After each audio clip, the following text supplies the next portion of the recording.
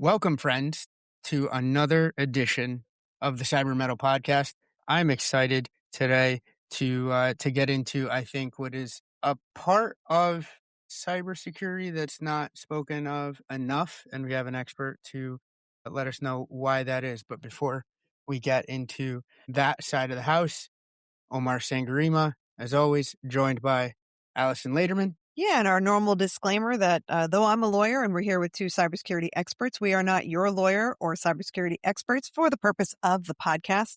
But we're here to share information and wisdom and experience, often learned the hard way, so that you don't have to make those same decisions as Omar and I have talked about. Don't touch the stove if you don't need to burn yourself to learn the lesson. So hopefully with that, we'll learn some valuable lessons and insights today as we get into this conversation. So with all of that, why don't you introduce yourself to the audience today? Hi, Elisa and Omar. Thank you for having me here. My name is Muli. I'm, as you said, split professional, having spent more than a decade working for a company called EMC, which was bought by Dell and then shifted to leading a service integrator, which was focused on identity management. So that's where I'm coming from. And now speaking with you guys as the CEO and co-founder of Acsense. Acsense is an actual data protection tool to help improve and create resilience to identity management systems. I'm happy to share some of my experience around that. Well, so for a business that may not have any experience in this area, in this arena, what is it that your business provides so that they can understand the value proposition for them? So identity management in the enterprise arena is split to two areas. One of them is what we call the workforce. It is the internal IT of organizations. The role of identity management within the organizational IT is to actually connect everything into a single gateway. So in order to access every resource in your organization, regardless if it's from SaaS product like Gmail or Salesforce or these kind of products, or your cloud environment. For example, if you're hosting in AWS or Azure or Google, you're hosting your own platform. So connecting everything through a single gateway allows you to bring security and manage permissions to this data from a single place. So this is why it's so critical, and it's actually a place where everything meets before you grant access to the organization. There is another side of identity and access management, which is coming on the customer or client side. When you're building a consumer platform, the consumer itself needs to log into your platform. So let's say like a large insurance company that needs to host its consumers and provide data to them or allow them to interact with doctors or with any other service that they provide. They also need, underneath the hood, an identity and access management system that controls all of that. And that can create environments which are highly complicated and very, very critical to the organization. So in an era where everybody are using identity and access management systems, this is becoming a very critical component. And it is also a single point of failure for the organization. And we found the hard way that it requires resilience on top of day-to-day management.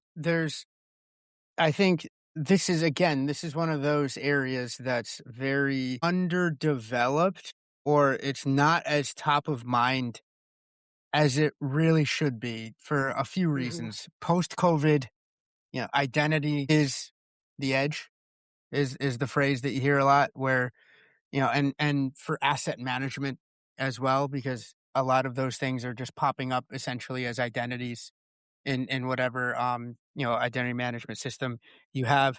The other day we were asked by the CISO, so what would we do if we had to rebuild our AD from scratch? And a lot of people with a lot of years in the industry didn't have a immediate quick answer. So was the inspiration for you saying that this was something to get into? Either was there like a specific incident, or is it just you saw the trends where they were going? How did you say this is the lane that we're going to get into? So we're coming into the darker side of my experience. And of course, it started with a big bang. At the time, I was identity and access management consultant. I actually supported a customer build their identity and access management system, and I came to, and it was in the middle of COVID, and I came to the customer in order to extend the IAM system to another subsystem in the environment. So in order to gain more support, more centralized support around security, I was actually working on implementing Gmail and integrating it into the central IAM system while accidentally decommissioned Slack and Zoom at the same time. At the middle of the day during COVID. I've been there. The, I'm only laughing. I'm only laughing because if you don't have a story like this in IT, then you haven't been in IT long enough. So I'm only chuckling because, and of course it would happen middle of COVID, collaboration tools you just mentioned, and also integrating. My personal experience, integrating Gmail now is a little difficult. Back then, it was a lot harder. Even yeah, exactly. But it was a no-brainer because we planned for that. Everything was planned. Everything was we knew how to do it. We were experienced. We had all our Excel sheets around what needs to be done. Mm-hmm. But what we did affected another aspect of the system which we didn't plan for, and we didn't really knew what happened. And it's very difficult to see in an IAM because of its central role. Mm-hmm. The logs of the system are huge, and it's really hard to understand what the source of the problem. Everybody's calling you, hey, my webinar in Zoom just went blank. Hey, I am off a meeting at Zoom. Hey, my chatbots from Slack are off. All that are alerting in the data center are off. I can't communicate during Slack with Slack. And we didn't know what's the source until we understood it was something that we did on Gmail. And the butterfly effect of IAM is really, really unique in the industry. And the lack of visibility caused us to take long time to investigate what happened, and also to plan on how to fixing that. That's how Acsense came to life in my mind. And a year after, we started this venture. I think it makes perfect sense. Is it, to Alyson's point, Muli, is it difficult to kind of sell that to someone? Like, because with this story, I don't think it would be. But again, for some reason, like you said, IAM is still not, you don't realize just how central and how much you should have it as an absolute tier 0, maybe a tier 1 if you wanted to get super, loosey-goosey with it. But in my opinion, it should be a tier 0 system. Folks just don't have that concept. Why do you think that is? Well, traditionally, identity was managed under the Active Directory. And Active Directory, basically, you can back up. It's another server in your environment. You can back up, you can recover, that's okay. But when everybody moved to the cloud, IAM had a different role. It was controlling the access to all the cloud services. And access is really complicated because it includes thousands of integrations to service providers, to HR systems as a source of truth, to Active Directory, for example. It has a lot of roles, policies, a lot of external systems that's writing into it. And actually measuring security level, increasing or decreasing them, behavioral, a very complicated system. And I think that the fact that these companies like Microsoft, Okta, Ping managed to have a very high availability for the system, all of them are skipping very high availability. They are hardly down, caused the customers to feel in a way protected because, hey, what can happen? The IAM is never down. They're really good at that, and they're really secured. So, at your point, we had to educate the market, and it was quite difficult at the start until a very big incident came into place, which make everybody understand that it's not the availability problem, as we say, it's the customer behavior and how we manage this system. And that was the MGM and Caesars Palace attacks in 2023, where attackers in 10 minutes got a hold of a privileged account, meaning an administrative account, an administrative permission into the IAM systems of MGM and Caesars Palace. It happened, I think, in the same week. Yeah. Yeah. And they actually got control over those systems and ransom them. And that caused, at least MGM reported 14 days of being down, $100 million losses, and a huge mess. By the way, the same year, it was less discussed, but 300 companies had the same attack. That was several groups, but the biggest one was Scattered Spider. They changed the name to Scattered Spider later. They were called Octopus in the beginning, and that created a lot of awareness. And people understood that the vendors can't do anything at this case when you've been breached. That's your own fault, and they can't actually regain control back over the tenant. So there is a difference between the vendor responsibility and the customer responsibility, and that's started to drive a change. That absolutely makes sense. I remember a lot of turnover, unfortunately, in those two companies. It was just a lot of, and it was very simple. I think there was a couple contributing factors, if I recall correctly. But you're absolutely correct. The IAM hygiene wasn't, of course, wasn't the best, but then also there was, leveraging of insider threat.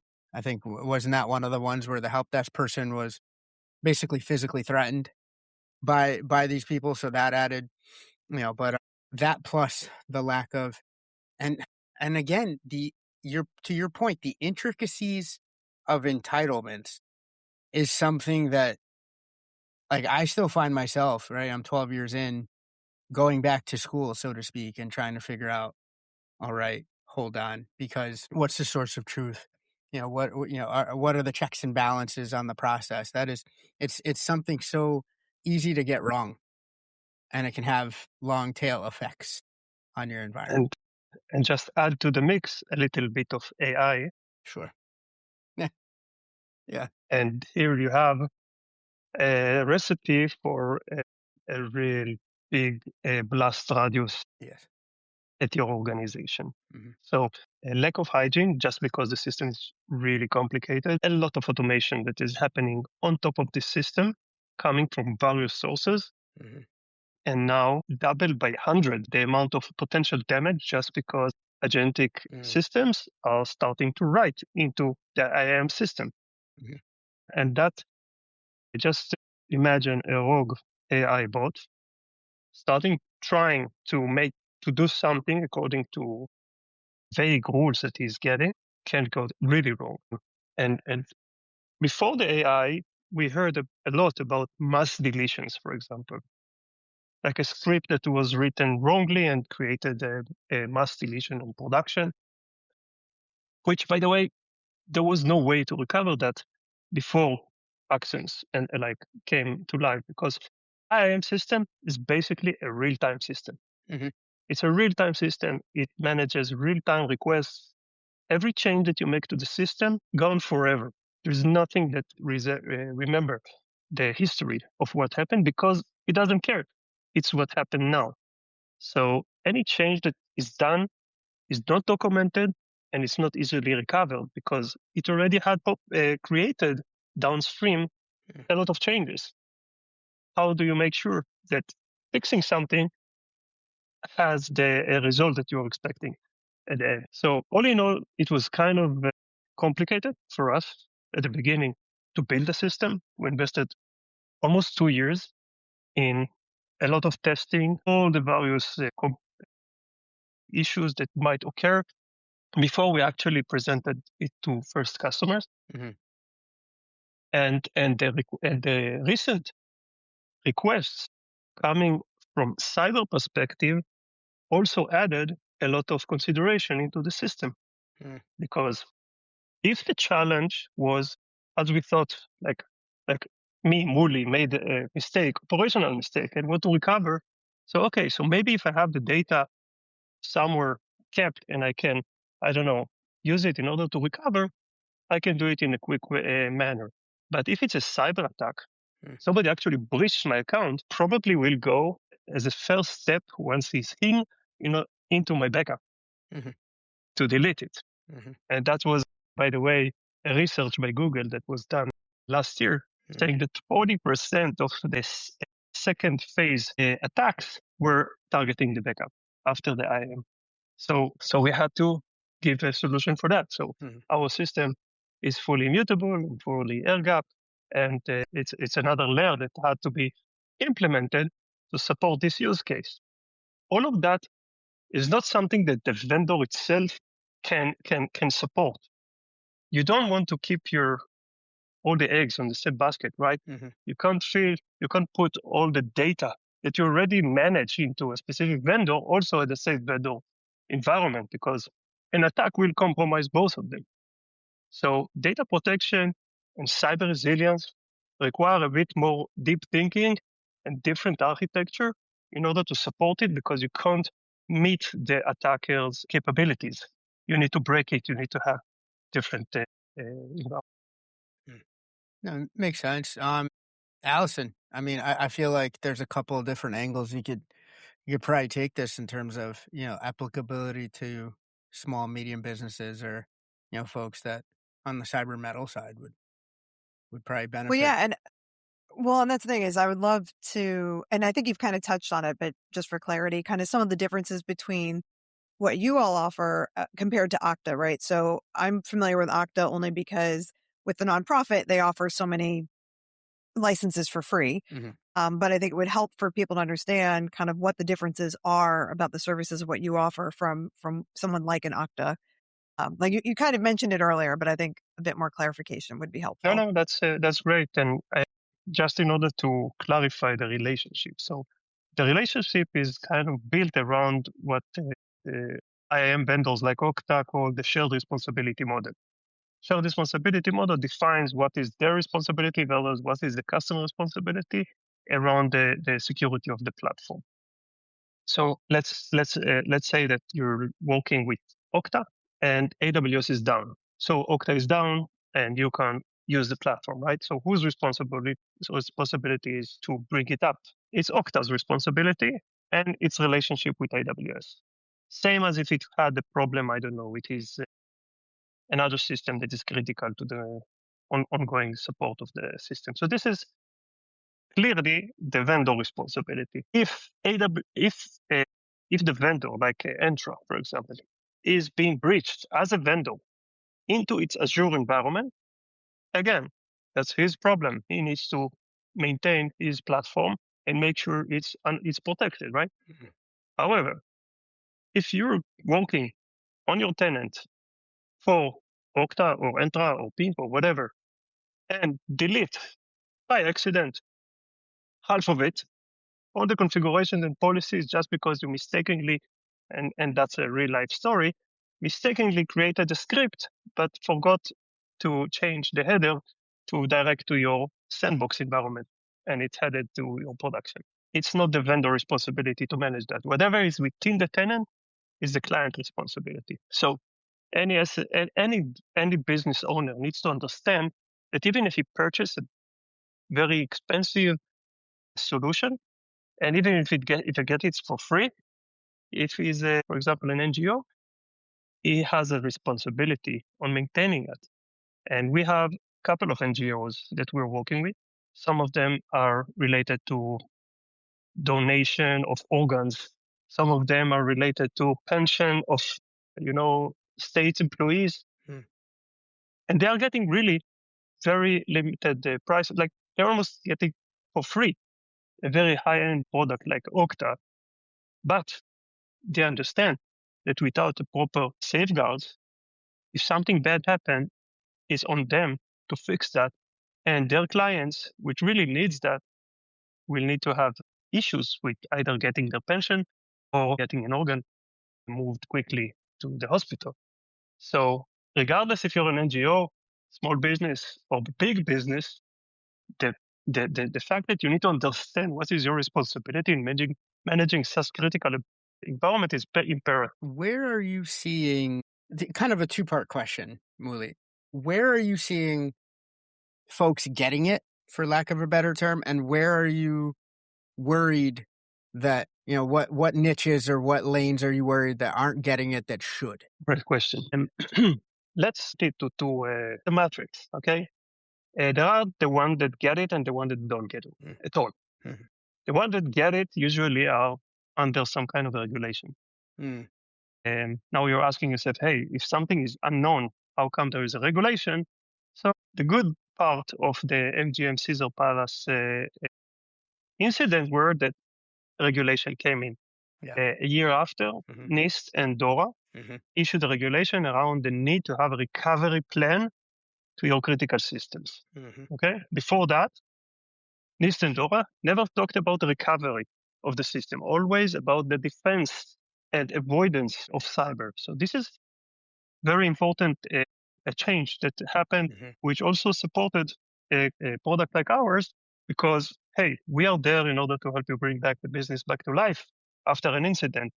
We are not the one that help you avoid that, but we know that the incident may happen. So yeah, insurance and finance and all those highly regulated companies, they had to get it. They failed some audits, and this is something which is quite often. Mhm. On the other side, we have some that feel that they need the solution just because they understand this is a real-time system and they don't have a recovery. They don't Yeah. have even ability to undo stuff that they're doing, and they need to replan that.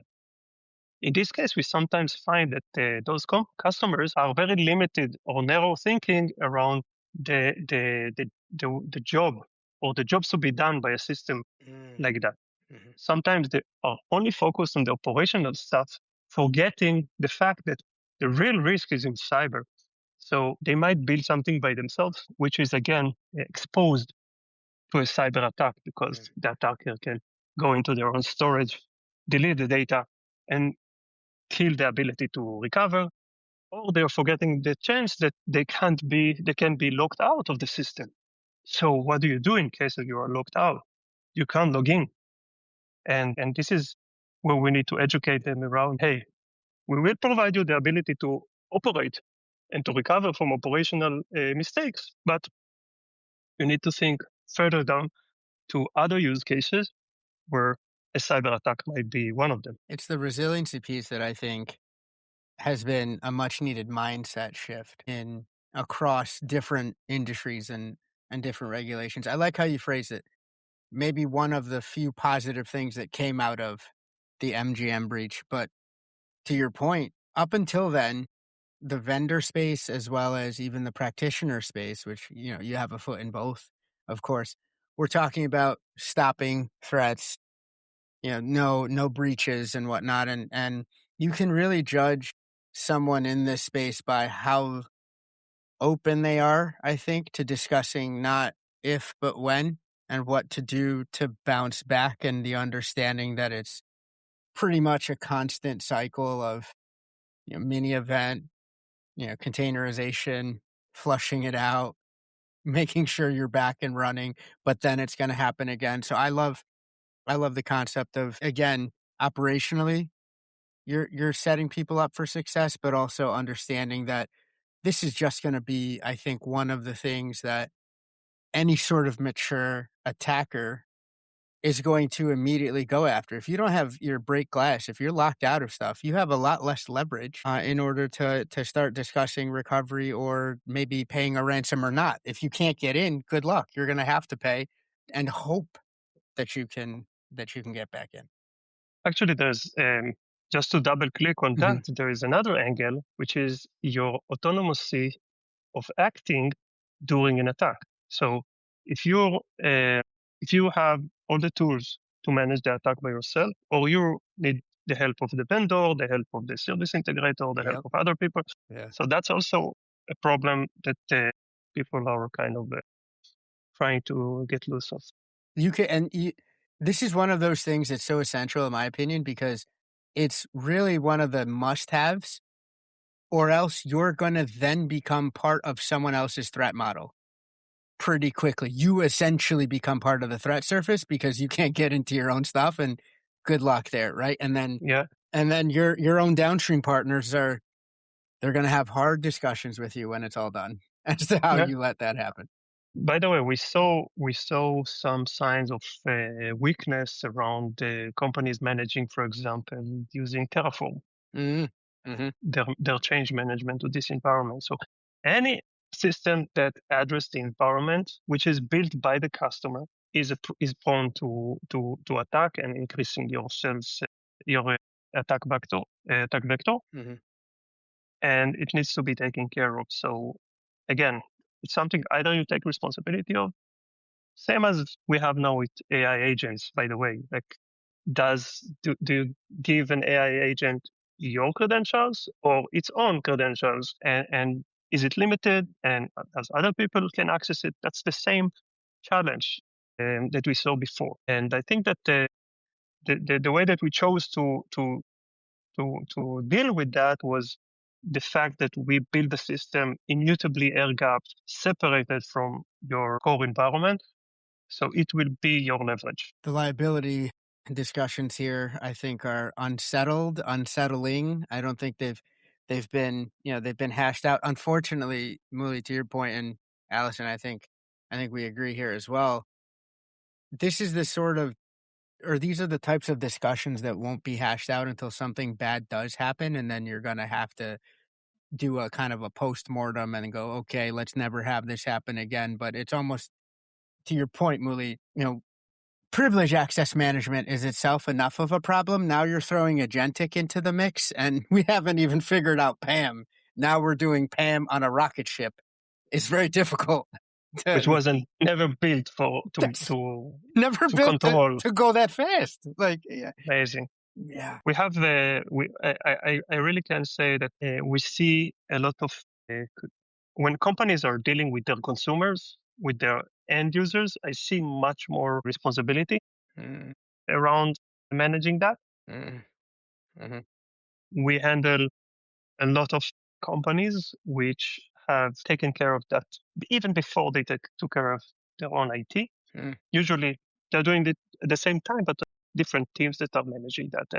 And that's because they are either holding the critical data, like privacy data and stuff like that. And this is for us maybe the biggest portion of our work.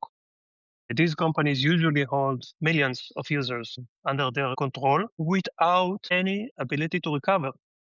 These systems are built without source of truth. mhm, And the directory, the IAM directory, is the only one that preserves the data of the consumer. And this is kind of like you talked about the maturity. So that's very true. The maturity level is very early in these cases. mm.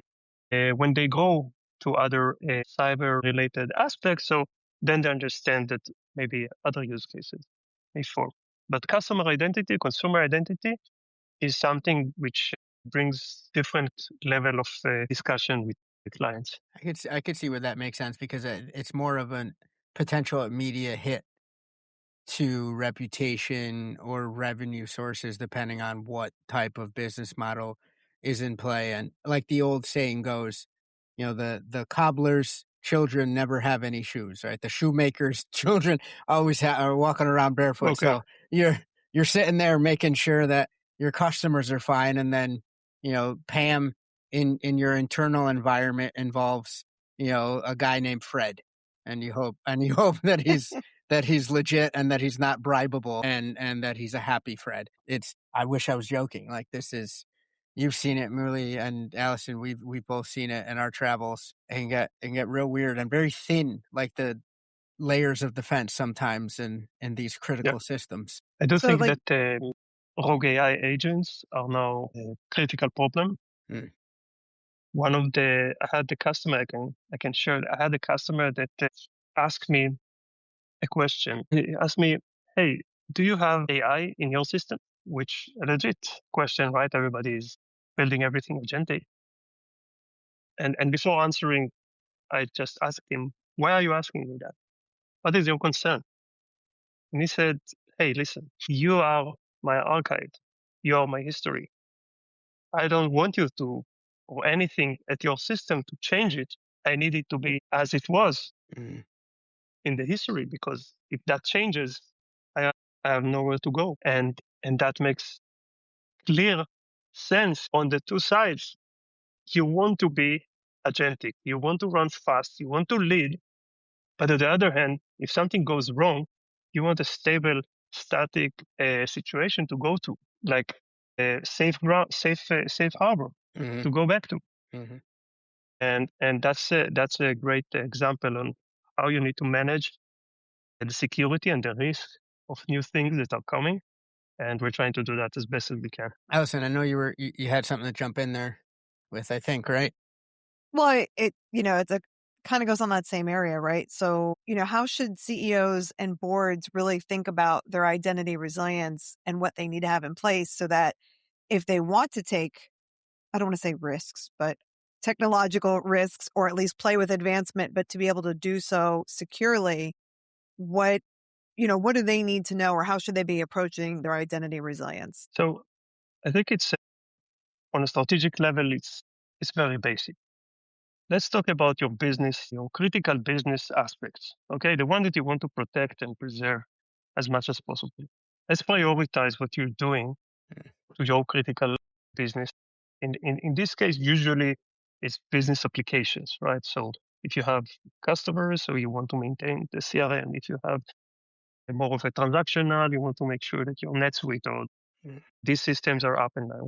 Once you have a clear understanding of what's most important to you, then you can start speaking about what are the risks that these things are facing. And you start to write down the use cases that you are concerned about, whether it's operational downtime, cyber attack, full ransomware, Mm. or I don't know, a flood. Okay, so that's a basic disaster recovery planning that you need to do. Just keep into concern that underneath everything there is the identity management system. Mhm. It has to be taken care of as part of these aspects. Once you understand what are the use cases and what are the critical business applications, then you can move to the next phase, which is defining your KPIs. So, as a business, should I be able to run without my CRM for more than an hour, two Mhm. hours, a Mhm. day? What are my KPIs in that purpose? And also, how much data am I willing to lose at that phase? Mhm. Is losing 24 hours of data in the CRM is okay? Do I need the last 10 minutes always because I'm a bank and I can't lose transactions? This is basic disaster recovery planning. It needs to be done, but need to take into consideration the new architecture, the zero trust architecture that IAM is kind of the infrastructure of it. When a customer has this data, it's the easiest path for us to come and explain how we solve those problems. Because our product actually map into the return time objectives Mhm. that you define as a KPI. And if it's not clear for the customer, then we need to go and explain it and define together with the customer these aspects. Do you find that the customers that have that sort of mapped out already are coming to you versus Mhm. you going to them? I would imagine, right? That's our inbound. Mm. That's exactly our inbound. Has to be, because if they're already Yeah. thinking about BIAs and RTOs and RPOs, then they already you're not needing to sell them on how fundamental IAM resilience is. I say this, I keep harping on it because again, it's almost not taught enough. Even in, I remember like when as you're coming up into cybersecurity, it's a thing, you understand what IAM kind of does, but until you've gone through a tabletop or unfortunately an actual event where you can't, as you mentioned a couple of questions ago, not even access the tools that you're relying on to remediate or contain and eradicate. You can't even get in to your command center to get this thing done and hopefully return to normal. It's a lesson you only have to learn once, but sometimes that can be pretty deadly even the one time. Yeah. Yeah. And I believe that this is so fundamental that it does take time to educate the market for that, Mhm. but it's also something that will stick forever. For sure. So once somebody understand that and he implement what we're doing, it's something that he can't change because it's fundamental. He understands the fundamental aspect of it, and especially for those small businesses, which we often don't see because they don't have time for that. So we're trying to partner with managed service providers, for example, that run several of them and add this as part of their, I'll say, ongoing day-to-day operations. But the ones that really take into consideration are the enterprises that they understand that because, as you said, getting locked from your IAM means you can't get into your recovery tools or any other tool that exists. Nothing works. You're just yelling at the screen and thinking all the money or data that you're losing as each minute goes by. You said something earlier with flood, and I think that's why it's bringing a visceral reminder.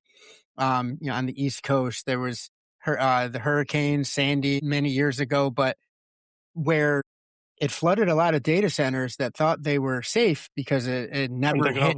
And then you're flooding data centers, your AD is going down, your IAM, such as it was back then, is completely done. How are you recovering?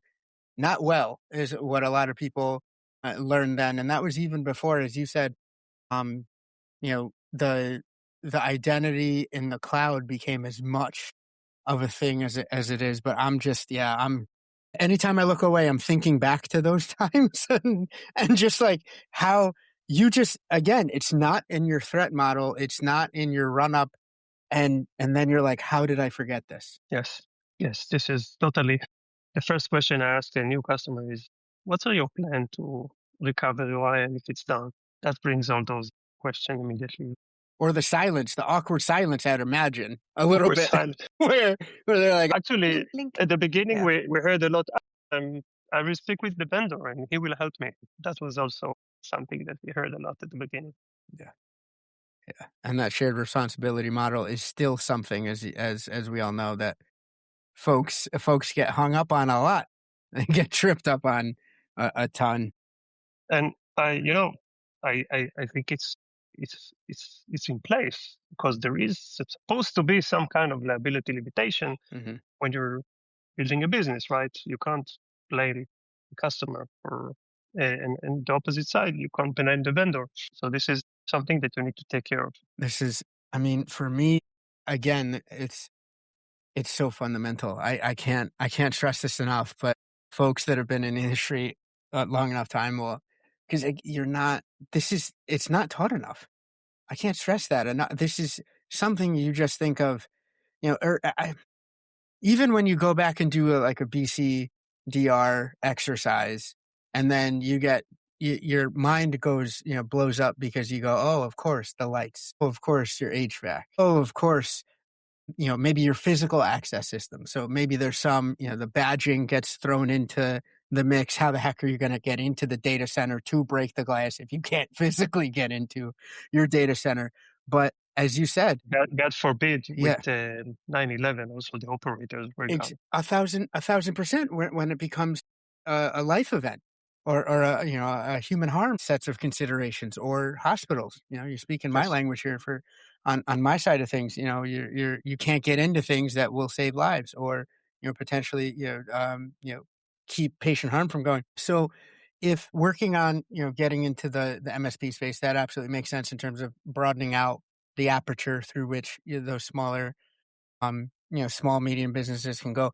Where are you headed now? And as being respectful of time, but like dive into a little bit. You're mentioning agentic. You're mentioning a couple of those types of use cases. What are you seeing out there that folks aren't paying enough attention to? Would you say? So things are coming very fast now and changing very fast. The fact that there are now different aspects that can jeopardize your business is popping up very, very interestingly. And we saw events like, for example, the CrowdStrike event that affected the industry a lot. So Acsense is going to that way where we're going to support all the various these kind of single point of failures and try to give a single pane of glass to the IT manager and the CISO to look at their environment on a resilience glasses, okay? Mm-hmm. Because there is no tool like that.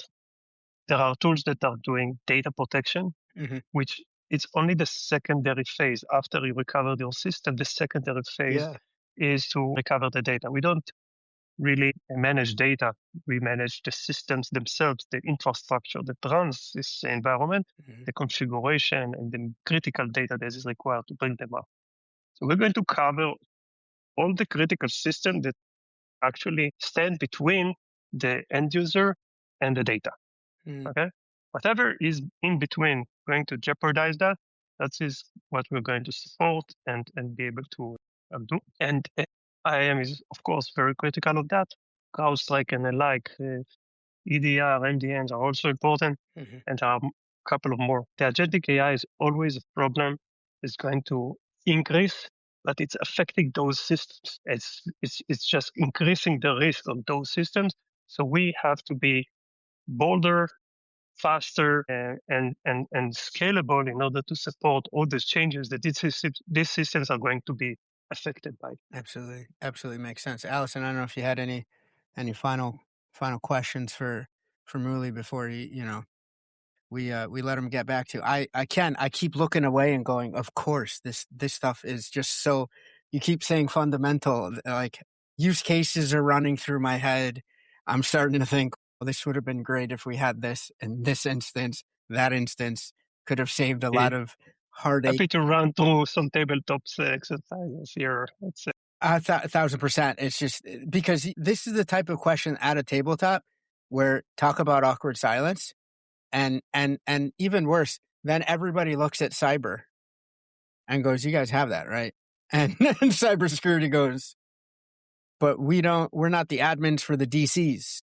What are you talking about?" And then suddenly you have a pretty heated conversation between Exactly. infrastructure and cyber when tools like this exist that used to not, right? I think that's also probably one of the weird things, as you said. You have to educate the market. Hey, this is a pain point that anybody in IT has been living with for years, and now it doesn't have to be one.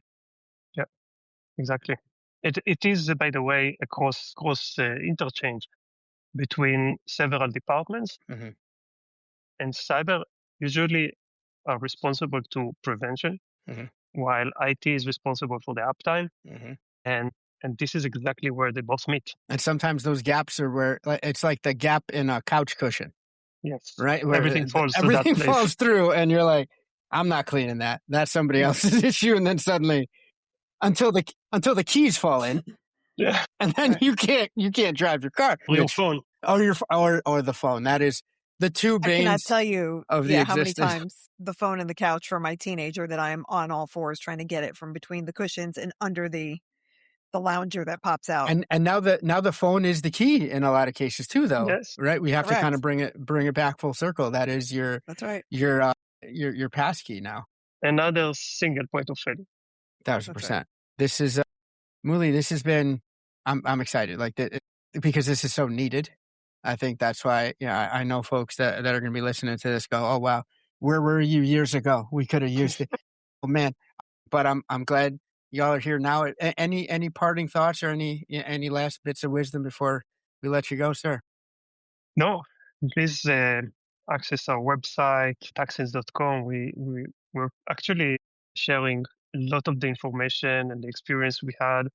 I think one of our bestseller collateral is the disaster recovery guide for IAM, Mm-hmm. which is a free content that everybody can download. And that the purpose is to make you think about everything that really needs to happen in the day, and maybe prepare for that in advance.